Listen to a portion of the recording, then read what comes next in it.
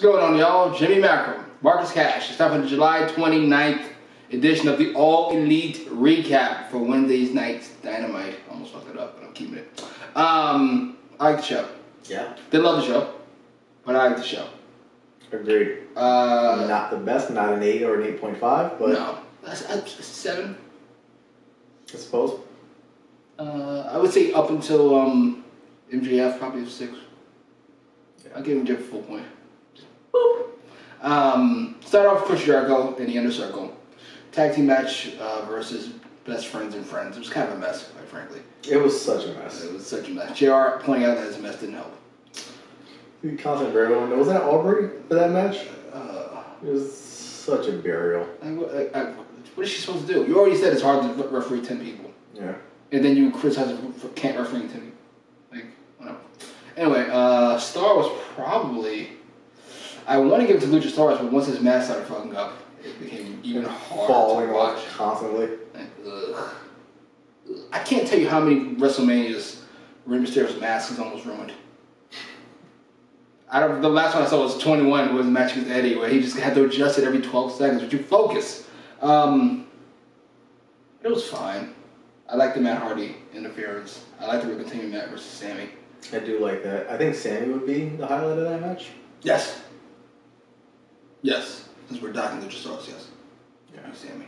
I don't know where Matt and Sammy are going to go. I thought the point of the feud was for him to get away from Chris Jericho, but you're costing him matches, so it seems counterproductive. Yeah. I think they have further aligned you with the heels that are going to cheat to win. So it's tough love? Maybe? I don't know. I read or saw a thumbnail that Matt Hardy has a new gimmick. Until I see it, I'm not going to comment on it. But as long as it's not 3,000 years old, I think I'll be okay with it. No, it's a big money Matt. And you heard this where? I saw it on Dark. He's basically not a Ted DiBiase-like, but he's walking around with a bunch of money and he wants private party to win matches so they can continue his fame and his notoriety and earning him more money. I am here for that. I love that. I love that. That's a solid gimmick. And I hope he tries to parlay that into Sammy. I want you on my side to make me more money. This just vampire-esque old man wrestler taking advantage of all the young talent. It's Harvey Weinstein. Don't be an actual vampire. Don't do that. Probably a bad idea. I meant it metaphorically. Don't do that. I can't even tell you what happened next. We just saw the show, and I can't even tell you what happened next. I can. What? The TNT title. Cody versus the smaller Ultimate Warrior, Warhorse. Warhorse, to me, listen, the gimmick is a little cheesy. It's a little 80s. So 80s. But he's a good worker to me. Yeah, surprisingly, I wasn't expecting that. He was really good. Can I be honest? He's too good for that gimmick. You don't even know the gimmick. You just saw it for 10 minutes. I did. That's enough? Wow. Just like someone who can't wrestle has that gimmick. But he can actually wrestle. He's over, apparently. He's got a big social media following. Apparently. All this is stuff I heard on fucking Dynamite. I'll take your word for it. I'm not looking into it. Yeah. He's a good worker. It was a nice match. Yeah. It's not going to be on Cody's fucking highlight reel, but... But it definitely will be on Warhorses. Nice elbow drop. The third greatest Macho Man elbow drop. First being Macho Man, obviously. And then probably Punk. Yeah. And then Warhorse. You know who's not on this list? The Bucks. Random shot, I know. I can't help myself. No Eddie Kingston. Immediately this fucking show gets downgraded. And I will be fucking downgrading until Eddie Kingston reappears. Yeah, hopefully that wasn't one-off, but... That promo was still great. Anyway. That promo is making me hope for the demise of NWA. Just so they could sign Eddie Kingston. Was next the tag team match? With, Yes. Dark Order versus, our crew? Hangman and Kenny Omega? Yeah. Match was fine. I didn't go really good, actually. Stu Grayson, to me, is probably the MVP of the match. Stu Grayson showed me a lot. Evil Uno, who I'm not a huge fan of, showed me a lot. Yeah. They work really well as a team. Coco Band was fantastic on commentary. Very splendid on commentary. Anna Jay has a new look to her. Yeah. The Dark Order is on fire as a whole. Since I'd say I didn't love most of the Vince promos that they did, but after the third one, where they kind of dropped it, it's just like 2 months now. It's just been amazing. It's been very solid. I also enjoyed Coco Band on commentary. I'm a big Stu Grayson fan. Really? So you're the one fucking handing out the flyers, huh? Yeah. Join Dark Order. Don't care for Evil Uno, but he was a lot more athletic than I remember ever seeing him in this match. I think you've just grown on the gimmick, so you don't hate him as much. It might be it too. Yeah. I still think I don't love the pairing of the two, because I think Stu Grayson is here, and Evil Uno, as athletic as he may have shown me, is still down here. I'd love to get something better for Stu. Who's it? Well, you gotta find out who's in the middle. Alan Angels, maybe. I don't know. I guess. And I know I shitted on 5 before. Yes, constantly. 5 is greater than 1. At least that's what they taught us in math. I don't know if they're doing new math now. Oh. Yeah. Highlight of that match for me though, besides the frog splash, besides the frog splash and the 450 and everything Stu Grayson did, is Hangman Page does not wait for his partner to come out to start a fight. Nope. He jumped right in and gets 2-on-1 handicapped while Kenny Omega's coming out to the ring, and Kenny Omega's upset with Hangman because he didn't allow him to point at nothing. Give me a minute. I'm doing my thing. Can I point to space, please? Kenny Olivier, Mr. Brody's promo afterwards, mocking Kenny, sending Colt to the back. Mocking Kenny, bringing out the rest of the Dark Order, all their minions who come out to attack, and then here comes the Young Bucks, and then here comes FTR. 4 people make me sick, but whatever. It works to continue this tag team push. Tag Team Appreciation Day coming up. I was about to say, that kind of, I think we're going to get some type of stable. Having Arn Anderson as their representative for some fucked up reason. Young contract signing we're talking about. Yes. Clearly they're hinting to it, but as soon as the Young Bucks, they might just be fucking just doing this, just writing this stuff because people sit on the internet and they want to address it someday. Because they address everything that's ever happened ever. And also the Young Bucks are just such fucking turds that... Jesus, what the fuck? I cleaned it up. No. Oh, okay. They're such turds. I can foresee themselves writing themselves into that gimmick. Oh, wow. Where the new 4 horsemen are the Young Bucks and whoever else. Stop it. But yeah, so you have Arn and FTR, and then Arn's connected to Cody. We know this. Hangman's around. Sean Spears connected to Tully. There's a whole lot of moving parts. Yeah. I would imagine, my guess is that FTR turns on Hangman. It makes too much sense. A lot of stuff makes sense that they don't do, so. And it keeps Hangman face. As he should be. He is impossibly over. Ironically, we'll have to talk about this later, he, without trying, feels very Stone Cold-esque. Yes. Even though I don't think that's his intention. No. In fact, I think he's too drunk to have an intention. Hilarious. Jericho comes back out at some point. Yes, because they will not lose ratings for minutes. And MJF might beat Moxley minute for minute. I doubt he beats Chris Jericho. Who popped up and announced, like, he just ran down the card for the next 2 months. Yeah. This is things that are going to happen. He's got the fucking debate next week. Yeah, which he announced third, by the way. the most immediate thing he announced last. They have the match in 2 weeks? Yeah, they have a match in 2 weeks. The rematch, part 2. I'm not mad at after the match, he wants $7,000 for his jacket. I will say this for Chris Jericho. When he finds something that works, or just the list, or the other 100 things that worked, he doesn't drop it. And he's had this stupid jacket on for 3 weeks now. He refuses. He's going to get as much as he can out of this fucking jacket. Yeah. That's an expensive, that's a write-off. Expenditure that he's made. He's going to milk it.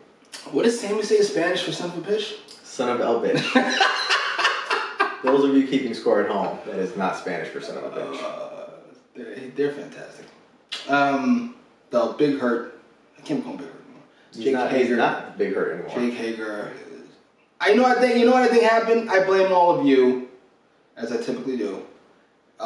In that match with Moxley, that build up to it, everybody criticized him for lacking charisma. He's not charismatic. He's not entertaining. And ever since then, he's gone out of his way to try to show personality, and it doesn't work. And you know why it doesn't work? Why? Because he doesn't have personality, and you shouldn't ask people to do things that they're not comfortable doing. People. I agree. Let him do his stare straight, look scary thing. It worked. He could have been the monster of the inner circle. Now he's just, I don't know what he is. I don't know what he is. He's the odd man out, quite frankly. Yes. He could be the one to get booted from this group, and I'd be fine with that. The only thing is, how would you do it? Immediately. It's not quite what I meant. I meant, like, how are you, anybody in this group, going to kick out the Big Hurt? All four of them jump on. Why? You need a reason. Because he didn't participate in their latest stupid video. You know what? Considering this is during story, that could absolutely happen. Yeah. I wouldn't be shocked. He was over their Zoom calls and he took offense. I don't know. Yeah. He tried to correct Samuel in a proper pronunciation, proper translation of son of a bitch. My wife took Spanish classes for 2 months and she says it's not right. And Jake Hager's wife said it. I'm buying it. Jesus. I still stick with my idea. You replace Hager with Eddie Kingston. Yes. That's the move. Please. I'm here to help. It makes too much sense. We're missing something. Oh! I apologize. Goat Baker had a little bit of time this week. Did not give it too much time. It's a little bothersome. But on deal. I don't think she had a lot for this week. But she still gave us some gold. Yes. So basically, it's through Baker that we find out that there's going to be this tag team tournament or whatever, and Big Swole's in it because we've seen her in the commercials. Right. So she's not going to be suspended forever. Big Swole wants to get her hands on Dr. Baker, so essentially it all out. Yes, where she makes her return. Yeah. Which she announced forever ago, ironically. Yeah. But before that happens, she's got to earn it. So she's got to beat somebody of Goat Baker's choosing. One would imagine it's Reba, because whatever's the highest comedic effect is what they go with. Yeah. And that's the highest comedic effect. And it's a nice little reward for the actress or wrestler. Yeah. I'm not sure what she is. I think she's a wrestler. And this will be the day they decide if it's going to be Rebel or Reba. The name they're going to go with. To be fair, she's earned it. She's the third tier star in this thing. First is Goat, and second is Tony. But I was just gonna say yeah. Third would be Big Swole. Actually, she's done a good job with what she's been given. 2 women, or 1 woman who has not done the best with what she's been given. Who's the chick who wrestled Sheeta this week? Diamante. Listen, I'm sure she's a nice person. 2 weeks in a row, just stunk it up. Stunk it up. Diamonds are supposed to be forever. These you can take back to the store. Yeah, not Jared's. It's been rough. I don't know. I haven't watched her enough to know if she's nervous. Is it the chemistry with the 2 different opponents? Is the way these matches are being booked, which is essentially pound for pound fist fights. Like she's on even footing with everybody. Maybe she's not good. I don't know. I'll leave that up to you to decide. I've seen her twice, and twice I've been. Ugh. Yeah, this is almost unwatchable. Brutal. Definitely no chemistry there with Sheeta, so let's not ever do that again. And no chemistry with who's chick last week? Firecrotch? Evilise. Evilise, I don't know where she's been lately, outside of AEW, so I don't know if she has ring rust or whatever. Not trying to give her an excuse, but I know Diamante's been here and she's been on Dark. Evilise had just popped up, so I can understand why that match stunk. This match was worse than that match? It was a couple more botches, like some bad ones. Now, granted, last week's match was hidden because they decided to air promos during the match. Which, all things considered, probably a better idea. Yeah. Odd that this match was missing the promos.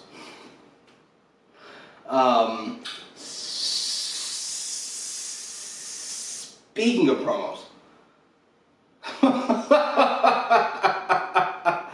MJF. President Friedman. Presidential elect. One of the best AEW promos. It's up there with that Cody promo I already talked about. Yes. It's up there with the first Snake promo. Yes. And a second and a third. And it's up there with, I'd say, 3 of Taz's promos. Yeah, everything except the last one. Building up this fucking Cage and Moxley match. This was splendid. I'm not counting Goat Baker's like vignettes and stuff, because otherwise it wouldn't be in that category. Sorry, but she's her own wing. Yes, this was splendid. Yeah, I typically could do without the burying the entire roster. I'm not a fan of that, but he's a heel. Number 1, so I'll let it slide. Number 2, it could create some change, so I'll double let it slide. And number 3, it does intentionally put him over as different. And it hits a lot of nails on the head. Like whatever criticism you have of people being flippy and floppy and flying, and how he wants to be a wrestler because he doesn't do any of that stuff. He doesn't. And he still does a really good job. Yeah. Like, that is very pointed. Like, I know it's not a complete shoot, but it's a lot of little jabs that feels very shoot-ish. Are you okay with trashing the rest of the roster? That's my question. Because you are hurting them next week when fucking 4 of these motherfuckers do flips and flops. To be fair, I think AEW understands that their audience are not ones that care. I think they understand that their audience is not going to be turned off at the Bucks. You know what? Going 90 miles an hour. Actually, I was about to make my example. Like, if you love the Young Bucks, nothing MJF said has surprised you. You've heard Cornette say it. You've heard fucking me say it, or 100 other fucking people say it. You've heard the Bucks say it themselves because they reference everything from the internet. So, you don't give a fuck what MJF says. You still like the Young Bucks. So fair enough. Whatever. There was a shot at Jon Moxley. A shotgun at Jon Moxley. At his face.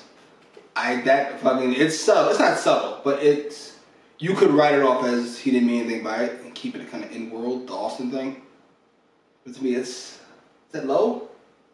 Is that low? No. It feels low to me. Not if it's a stone cold fact. Moxley is a star of the company. I've been told. Stop it. Knock it off. Even though MJF beats him minute for minute, apparently. Yes. Which is the dumbest shit I've ever heard. Some dumb comes off the bench, scores 2 points in a minute. No, minute for minute, he scored more points than Michael Jordan. I don't know. Ball. I don't know. I feel like that's dangerous territory to compare him this. I mean, I guess, you know what? I guess he's probably heard it before. But he's also, I mean, that is the online criticism. But also, if he's trying to bury Moxley, why not compare him to someone who, any sane person, just to put that out there, would not put on equal ground as Stone Cold? If you're going to compare Moxley to Stone Cold, knowing Moxley's going to lose that comparison, further bury the guy you're burying. But you're burying him in reality and not as a fucking performer. I'm good with that. Because it puts over MJF. Does it? I don't think it does. Yes, because he's the guy that's talking trash right now. He's not talking trash. Right. That's what I'm saying. Like, if he got on the mic and said these goofy bitches can't wrestle and they had bad matches and blah blah, you're not putting yourself over. You're just trashing somebody else. Even if it's the facts, it's not in world trashing. But if you're here and you're bringing this guy down, now you're up here. That's not how that works. That is how it works. That is not how. That's still not putting you over. That's bringing somebody else down. You sink his ship, you're above him. You know what? I'm going to dock this promo. I'm docking this promo now. I just realized it. And I'm going to tell you why. He actually brought up somebody who did this to perfection. Hulk Hogan, ironically, always put the other guy, let me finish before you fucking lose your shit.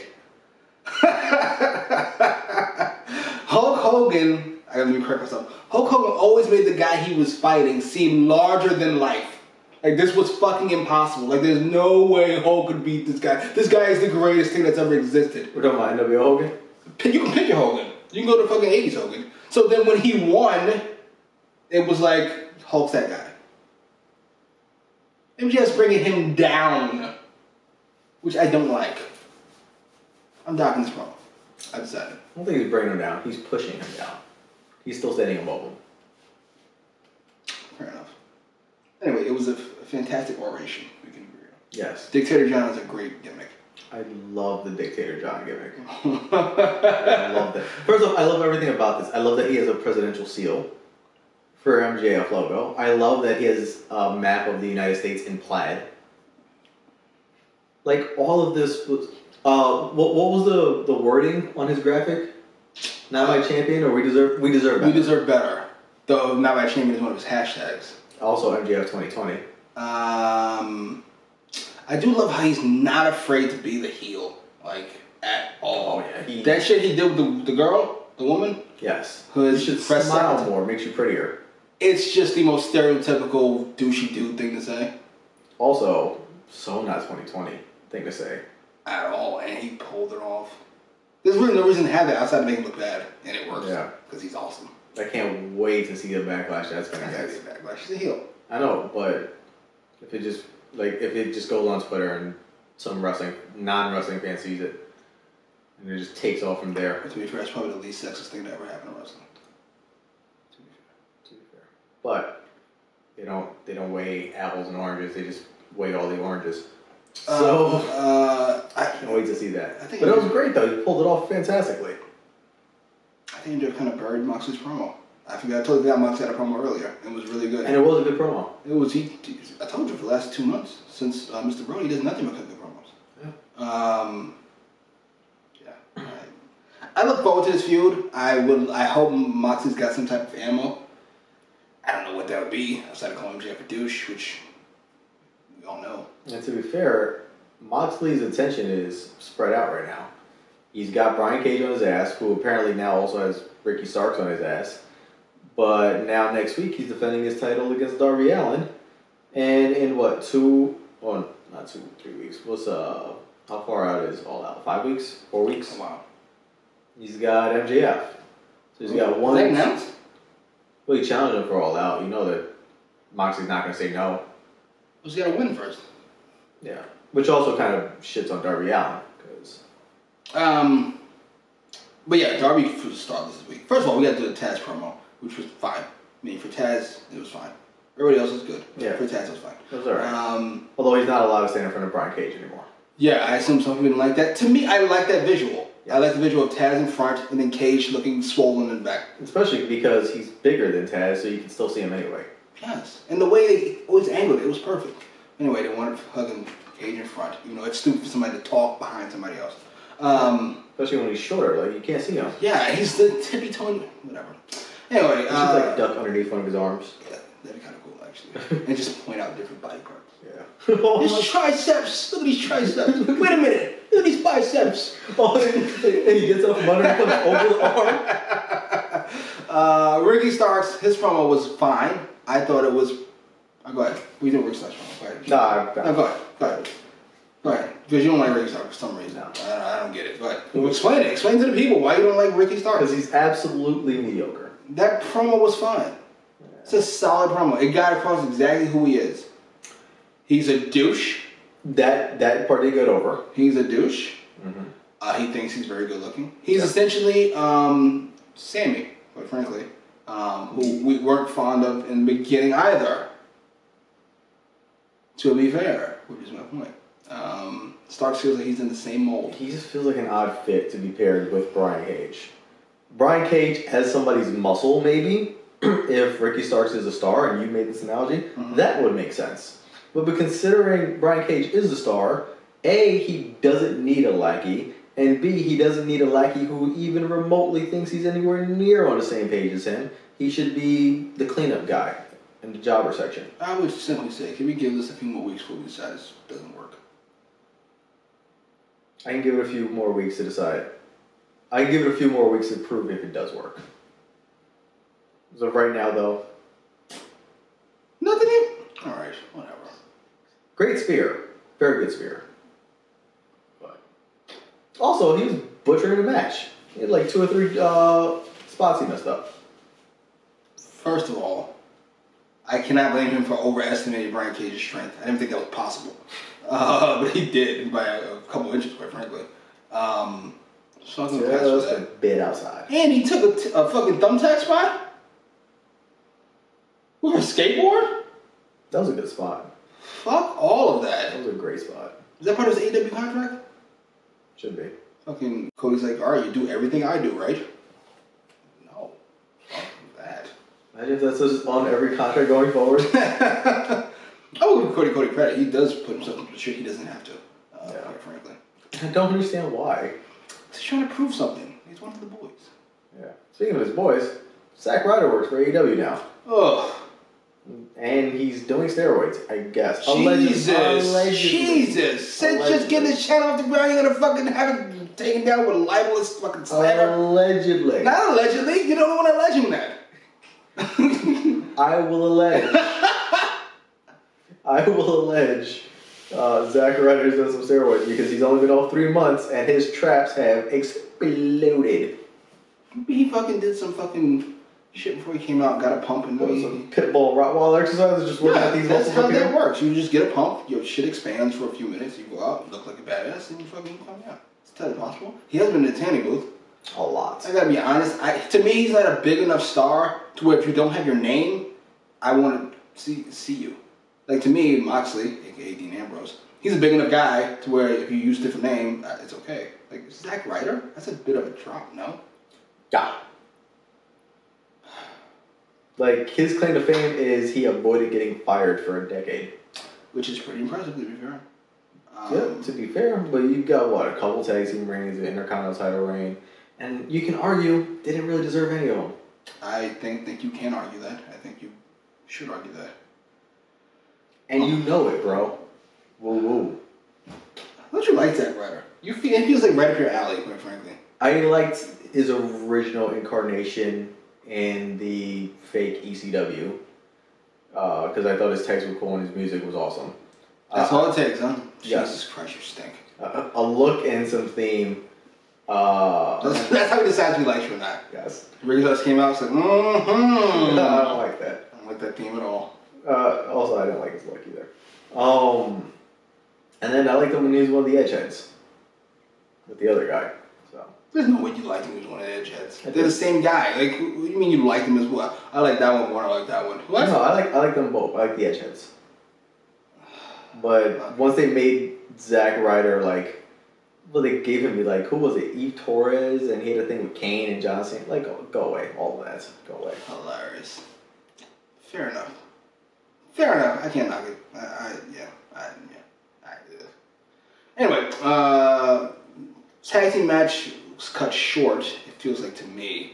Yeah. Much. I assume they were running late after hour and 20 minutes. Yeah, they tried to cut off MJF's promo, which he saved fantastically. Yes, and kept going. Yeah, I love that. They cut off Ricky Starks, and I feel like they cut this match short, which I'm fine with. I mean, maybe that's why.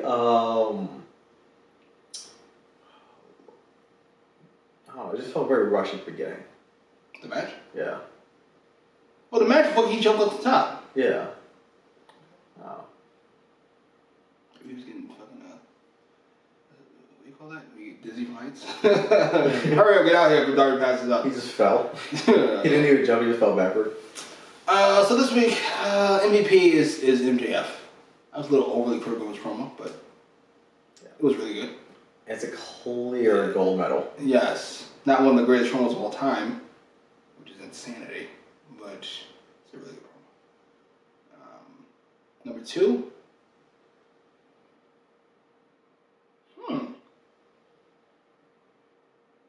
No, we're going to skip number 2 because I feel like MJF was a significant ways away. And we'll just go straight to 3rd. I think Stu Grayson's number 2.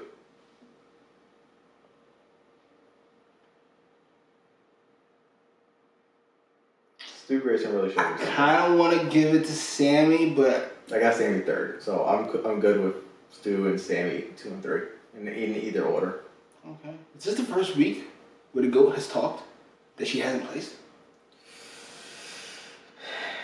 Maybe she's honorable mention for sure, but it's Her promo felt more informative rather than funny or attacking or anything like that. It was an exposition dump. That's the writing community. This was, hey, get this tournament over. It was like if you ever watch a TV show, like a bunch of doctors sitting around. The doctor goes, I think he has lupus. Then one of those doctors go, you mean when the immune system, blah, blah, blah, blah, blah? It's like, you're all doctors. You all know what lupus is. Right? It's for us. That's what the goal was. It's for us. Let us know these things. She was the voiceover narrator. Plug? My battery is dying. That's not an expression. That's my YouTube channel. That's my social media handle. Damn near everywhere. And it's also my Teespring store if you want to check out some merch with an ever-expanding list. And yes, I am not afraid to shill. Ever-expanding. Post your comments down below. That's what she said. Like, share, subscribe. New face mask dropping tonight.